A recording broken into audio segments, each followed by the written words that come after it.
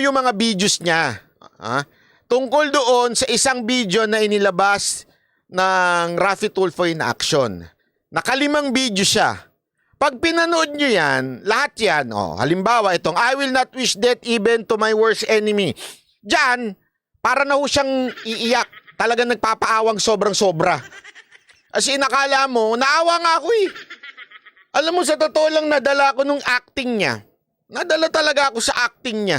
Ang arte-arte niya.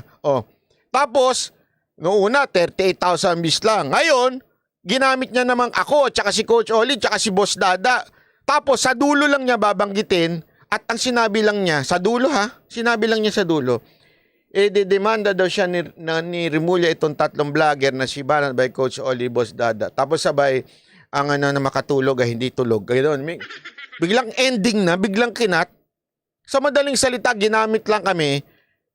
At ang haba-haba niyang lintik na video na yan, wala pang 1 minuto yung discussion tungkol sa amin. Pero kami ang title, clickbait na clickbait, halatang halata. Wala namang problema doon. Sa akin, wala naman akong pakialam sa kanya eh. Kaya lang, ang akin lang, yung drama mo, tigil mo na. Hindi pa ho nagtapos doon. May sumunod na naman. Anong yung sumunod? Ebidensya daw na binabantaan siya ni Tulfo yung mga comment section.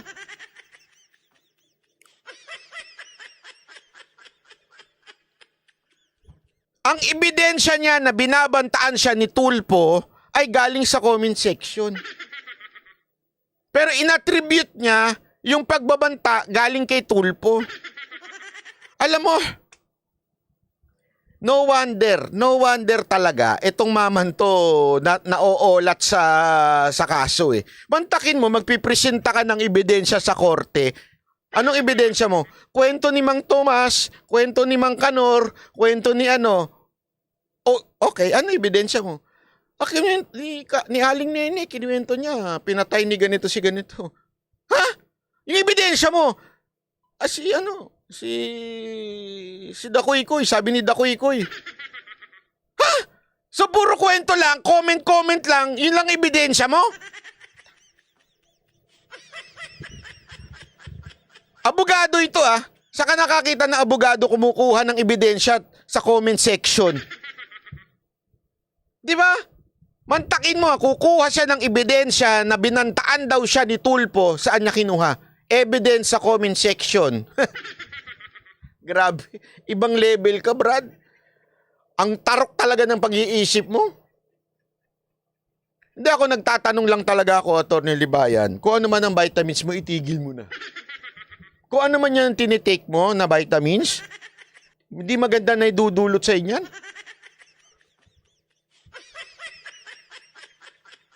Kukuha ka ng ebidensya, comment section. Wow!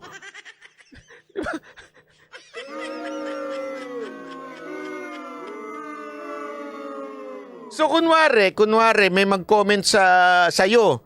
Di ba? Kunwari lang dun sa live mo.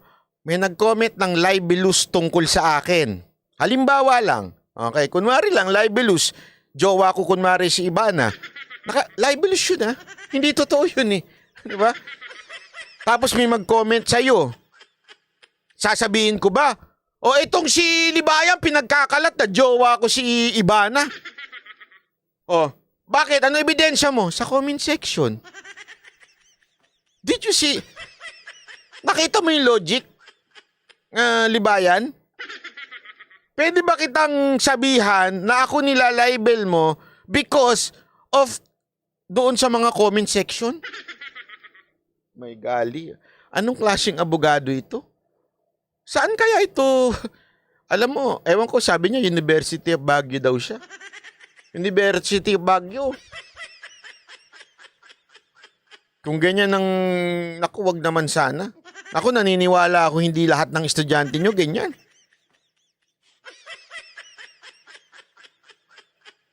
Hindi, kung tama si Diego Latig, sabi niya, tapos may nanunood pa dyan. Oo, naniniwala pa siya. Sinasamba nga nila yan eh.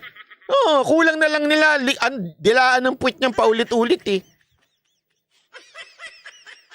Tingnan mo dito sa video na to Pag in-upload na naman to sa Facebook, may magko-comment na naman mga walang muka diyan. Basahin niyo sa comment section, may nagko-comment na naman diyan ng mga walang muka. Mga bata nung scammer. 'Di ba? Ewan ko ba kung anong napupulot niyo sa atay nito. Oh, sumunod pa. Hindi pa siya natapos. May pang-apat pang video. Post et wish. Magandang galawan ng Rappi Tulfo. Paulit-ulit lang naman. Oh. Pang-5, bakit may babanta sa taong nagtatama sa'yo? Uy, hindi ka nagtatama. Yung mga sinasabi mo puro sablay. Wag kang assuming na tama ka. Alam mo, tama ka sa mga kabobo mo, yung mga followers mo, tama ka sa kanila. Pero sa karamihan ng mga nanonood talaga, yung may talagang pag-iisip, lalong-lalo na yung mga abogado, mga matatalino, maling-mali ka. Ikaw lang nagsasabi ng tama ka. Sino nagko-confirm na nagsasabing tama ka? Sige nga, yung mga followers mo, naututo. Paano naging tama yun? May tama, yun, pwede pa. Pero yung ikaw, tama ka sa pagkukorek kay Tulfo? Naku po. Ikaw lang naniniwala sa sarili mo eh. Tsaka yung ilang 2,000, 3,000 nanonood sa'yo. Yun lang, kayo lang. Di ba? Ewan ko nga eh. Oh, tapos eto papapanood ko sa inyo kung bakit mali ho yung sinasabing may death threat. Mali. YouTube, mga audiobook, parang libro pero nagsasalita lang siya kaya madaling ma-absorb. May iyak na naman dito ulit. Ha? May iyak na naman nakikita ko. Sino? May manggagalitin na naman, manggigigil na naman. Kaya mo na, Sen. Hindi, kaya mas gusto ko pag habang nagagalit, natutuwa, promise, I swear to God, natutuwa ako dahil makikita mo yung parang may sakit na eh. Totoo yun. Mas maganda nga, tuntua ko habang gigil. Ay, basta't may Sabi ko, marami ka na makakampi, Sen. Baka balang isang araw, tumaob na lang. Wag naman. Hindi, dahil sa sobrang sama ng loob. Ayan ha. So, ano daw yung pagtaob? Hindi naman sinabing may magtataob sa kanya. Anong death? Pambira. Oh. Bobo rin talaga ng mga nagsasabing. Wala naman sinasabi si Rappi Tulfo na siya ho ay itataob. Walang sinasabing ganun. Ang sinasabi ni Rappi Tulfo, baka sa sama ng loob dahil galit na galit siya, bitter na bitter siya, baka biglang bumulagta na. Baka biglang tumaob na. Maybe the word is wrong kasi sa pagtaob, sinasabi ng isang abogado, parang itinutumba. Hindi ho yun. Ang linaw dyan kaya tumaob kasi masama na yung loob niya. At sasabog na siya sa sama ng loob. Sa madaling salita, high blood na din siya. Mag-high blood na siya. Kaya aatakihin na siya, kaya matataob siya. Pero wala siyang sinabing dahil may magtataob sa kanya o itataob siya, kaya siya tataob. Walang ganun. Ang sinasabi, dahil sa galit na galit siya, sasabog na yung damdamin niya. I mean, sa sobrang gigil. Hindi kasi kuminsan nakikita ko, wala akong paano dito. Yung bang sa sobrang gigil na, kumbaga, Sari, ba't tuwan-tuwa ka, Sari? ginawa na lang mission sa buhay, yung magalit. Oh. So, makikita mo yung gigil talaga. So, darating yung time, baka sumabog na sa puso. Oh, ayan na sinasabi niya. Baka sumabog na sa puso. Dahil galit na galit. Kasi tama naman yan Alam nyo, mga kaibigan, tandaan nyo ho ito ha. Kaya nga wag na wag kayong magtatanim ng galit sa kapwa. Wag. Kasi pag nagtanim ka ng galit sa kapwa, ano ba akala mo yung kapwa mo apektado? Hindi.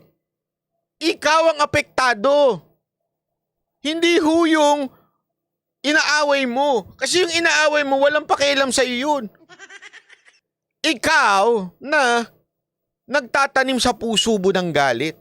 Kaya nga, sa totoo lang, matuto tayong mag-move on sa buhay. Ang taong bitter, tulad niyan, si Libayan, napupuno yan dito ng stress. Pag bitter ka, napupuno yan. Kaya nga sabi ng Biblia, di ba? Huwag kang matutulog nang may galit sa puso.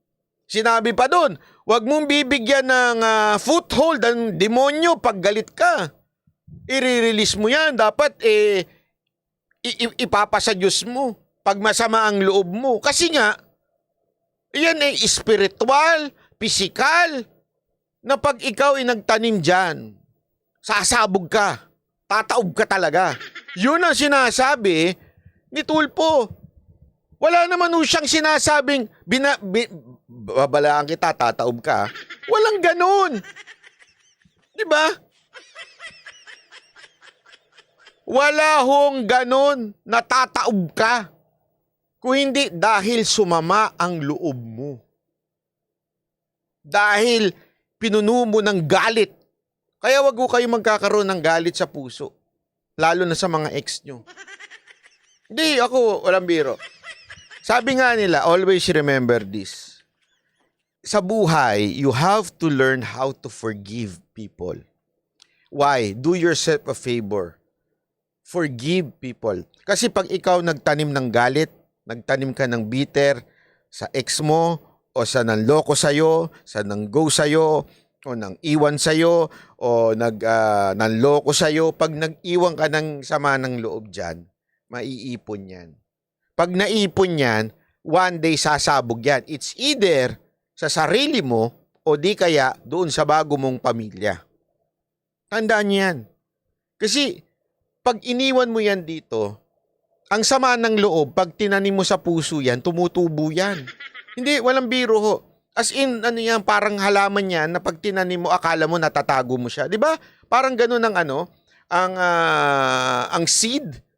Di ba? Parang isisiksik mo sa lupa, akala mo natago mo na. Tapos eventually, lalabas din siya. Kasi nga, tinanim mo eh. Tapos dinidiligan mo pa ng luha. Taray. Di totoo naman, di ba? Ang sama ng loob, parang seed yan. Yung luha mo, yung galit mo, yung sipon mo, uhog mo, yan ang nag-nourish doon sa seed na yon at eventually lalabas yan. It's either lumabas sa'yo, sumabog ka, o di kaya isabog mo yan sa bago mong karelasyon. Ilalabas mo. Kaya nga ang hirap magkaroon ng relasyon na hindi, yung sino ho dito nagkaroon na ng relasyon sa taong hindi pa naka-move on? Lalim nun, brad. Dr. Love. Dr. Love. Totoo. Ang hirap magkaroon ng relasyon sa ganun, ha? Yung hindi pa naka-let go ng ex niya. Bakit? Mayat maya, iisipin niya ikaw yung ex niya. Mayat maya, iisipin niya na ginagawa mo rin yung ginawa ng ex niya. Ang hirap niyan, brad. Oh. Yung ang daming baggage sa buhay.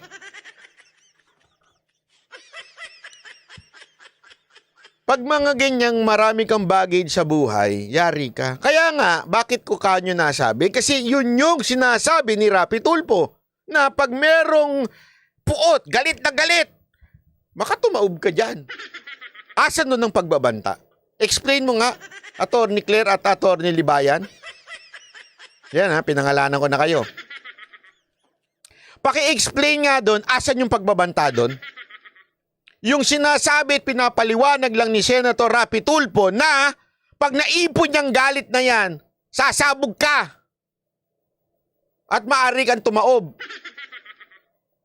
O kung meron man, on this part, I do not agree on Senator Rapi Tulfo.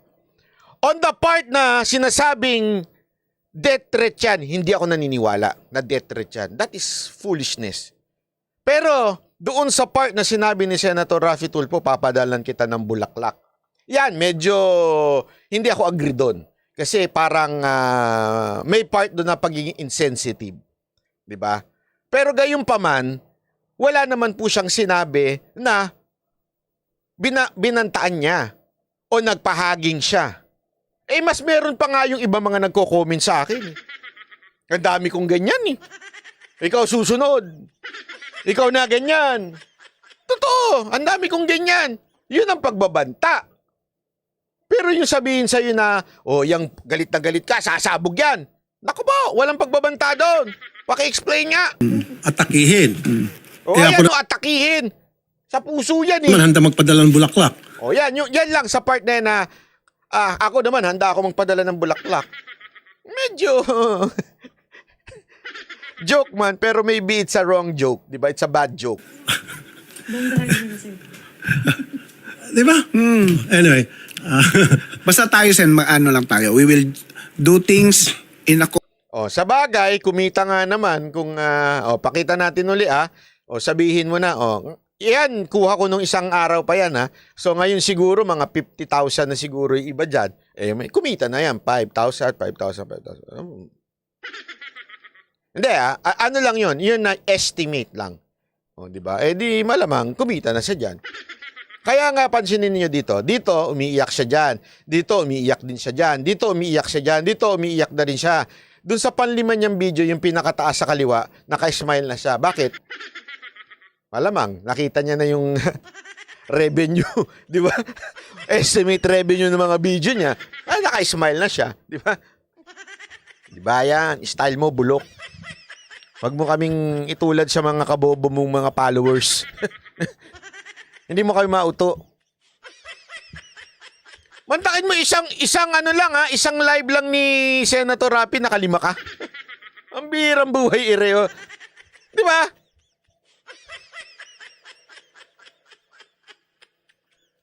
Isipin mo na lang kunwari, isang topic ko, ikaw, pare-pareho, lahat ng live mo, sa isang araw na live mo, ginawan ko ng 5 video. Anong tawag mo doon?